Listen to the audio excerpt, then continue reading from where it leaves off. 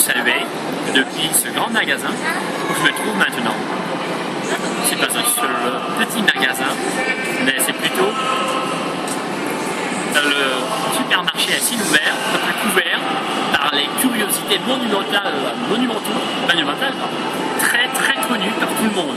Alors les étrangers, les Français surtout, viennent ici pour se régaler, pour voir les plus grands et larges curiosités de cet établissement qui est incomparable, qui est une large représentation de la culture soviétique et russe aussi. Alors la Russie étant une héritière de l'Union soviétique. Alors, on est à Moscou, certainement, vous l'avez deviné. Alors maintenant, nous allons faire une petite excursion à travers le magasin internationalement, mondialement connu parfaitement, le magasin de GUM. En russe, c'est Государственный универсальный магазин. Alors, on sait bien que ça s'appelle GUM. Et les Français le savent très très bien. Bon, on est tous d'accord avec ce que nous appelons ce magasin comme GUM? Ouais? Non? Vous ne connaissez pas? Surtout, c'est très important et c'est très curieux de faire part des émotions qui naissent tout de suite quand on voit ensemble ces images capturées par ces prises de photos des vues, ces prises de vue que nous faisons ensemble. Alors, je vous accompagne. Eh bien, simplement, c'est pas par hasard que j'ai trouvé cet endroit magique qui attire, pour attirer votre attention, à Moscou. Je ne suis pas représentant du tourisme, je suis plutôt celui qui veut dire que nos cultures, la culture française, la culture russe, est étroitement liée entre elles et elles sont dignes d'être regardées, d'être partagées, non seulement à travers la langue. Écoutez, quand je dis à travers, je vois la culture en regardant les pierres colorées de ce grand bâtiment très connu. Regardez par ici. Alors, descendez vos yeux, regardez les gens qui passent.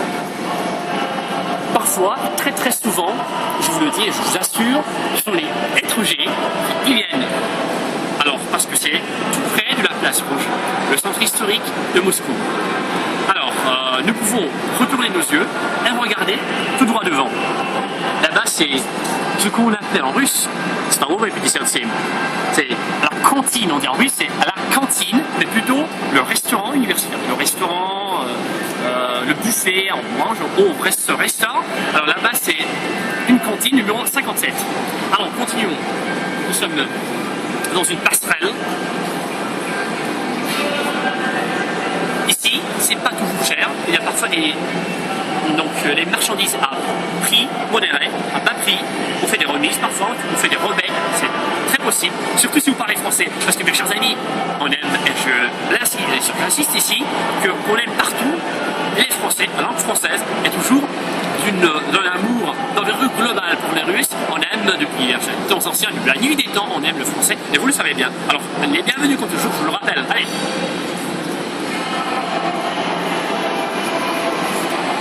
Merci pour votre attention, merci pour votre écoute, pour vos regards. On continue. Maintenant, les petits couloirs. Ici se place un magasin. C'est un chic, c'est une culture bien représentée par la magie de l'époque soviétique, évidemment reflétée dans cet ensemble architectural appelé toujours le magasin de GUM. Il y a des blagues russes très connues, si je peux dire. Alors si l'humour est bien passible d'être traduit, si on peut traduire quelque chose comme l'humour, alors je voudrais vous raconter en français la blague russe qui dit, la plaisanterie qui veut dire il y a un canon qui n'a pas de boulon, qui ne peut pas tirer la tour Eiffel, chez nous c'est la tour d'Assankino, qui ne diffuse pas, et le GUM, où toutes les marchandises sont toujours très chères. Alors, c'est pas toujours à notre portée, à la partie de notre poche d'acheter quelque chose, vous voyez. Alors, qu'est-ce que c'est que GUM? Je me pardonne en fait, parce que je suis stoppé soudainement, par hasard. Vous voyez l'abréviation par les sigles, c'est GUM, voilà. En russe, ce sont ces lettres qui font valoir ce que nous appelons des moments historiques, dans les lettres, dans les sigles, et dans les anagrammes si vous voulez, parce qu'on connaît que vous. C'est bien. À Londres maintenant, c'est Sochi, l'Olympiade à Sochi, qui va ouvrir, ça va être inauguré, être ouvert en 2014, en l'année 2014. On est maintenant le 28 pardon, maintenant, c'est le 28, nous sommes le 28 juillet 2012, c'est l'ouverture des Jeux Olympiques à Londres qui viennent d'être ouverts à Londres. Alors maintenant, mais on se prépare avec une grande représentation de l'équipe nationale russe, avec l'inauguration de la Maison Russe à Londres, au chic que la Russie va donner comme une belle image à 2014 à Sochi, aux Jeux Olympiques d'hiver. Continuons. Alors à gauche, rien de nouveau, vous voyez. Mais c'est ce qu'on appelle, il ne faut pas oublier que les choses genre luxe, le genre aussi bien très partagé, très populaire, très à la mode, très en vogue, doit exister dans le magasin, donc qui représente la richesse culturelle, architecturale quand même. Allez, on continue. Est-ce qu'on aime à Paris, les oiseaux qui volent à Paris? C'est toujours les petites tables, on peut s'asseoir, on peut s'installer, manger quelque chose, alors pour se reproposer. Et si c'est possible dans les passerelles, c'est très curieux. Et surtout parce qu'on peut voir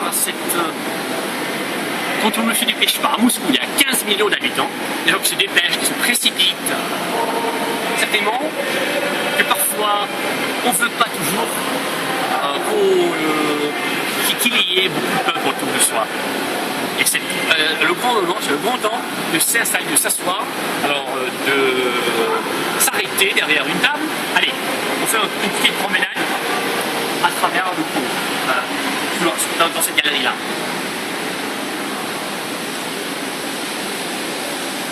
Vous me suivez? Vous êtes encore ici? Alors je suis là ici pour vous ennuyer de trop quand même.